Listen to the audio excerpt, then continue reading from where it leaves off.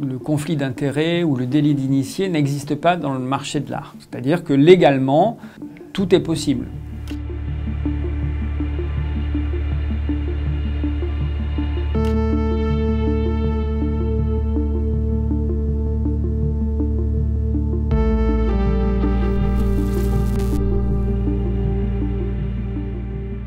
Madame Hélène Leloup, c'est une marchande d'art depuis la fin des années 50. Dans ces années-là, elle a fait ses premiers voyages en Afrique et elle a commencé à ramener des objets et à les vendre. Elle a acheté des œuvres dans des conditions qui, de mon point de vue, ne sont pas toujours claires.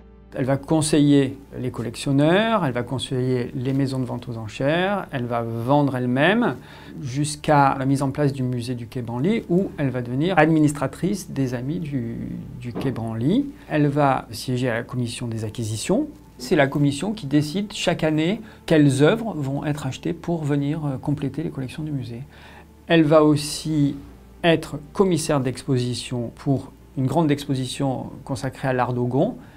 Donc si vous organisez une exposition, que vous en êtes la commissaire, vous pouvez jouer sur certaines mécaniques du marché et profiter d'une hausse des prix pour faire des plus-values. Le marché fonctionne comme ça. Lorsqu'effectivement il y a un intérêt sur une catégorie d'objets, évidemment les prix deviennent excessivement élevés.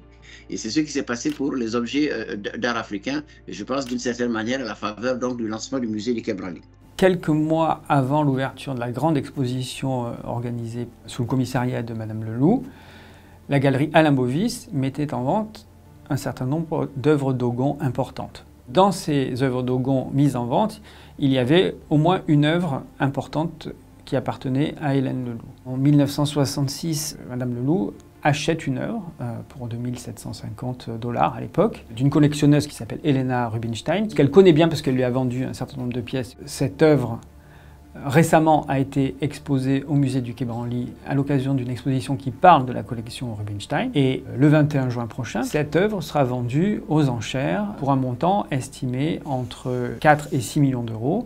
C'est très bien calculé. Vous voyez effectivement que ces objets sont partis peut-être avec en coûtant des miettes et qu'aujourd'hui ils coûtent 100 fois, 200 fois plus cher. Oui, effectivement, on a un petit pincement au cœur. Il faut qu'on soit aussi capable de perturber le fonctionnement normal du marché. Si les pièces ont été acquises de façon illégitime ou illégale, évidemment, le Mali doit être capable de s'opposer à la vente et de chercher par des moyens soit juridiques, soit par des moyens de pression, etc., de pouvoir effectivement participer d'une manière ou d'une autre à leur acquisition ou à leur retour en Afrique. Aujourd'hui,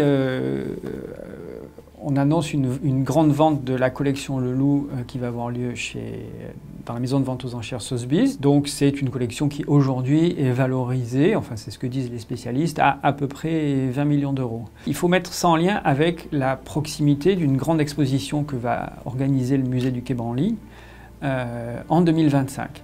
Je crois que ce n'est pas un hasard si la vente aux enchères a lieu maintenant. Dans le catalogue de la vente, il y a 16 lots où la seule provenance indiquée, c'est collection Hélène Leloup.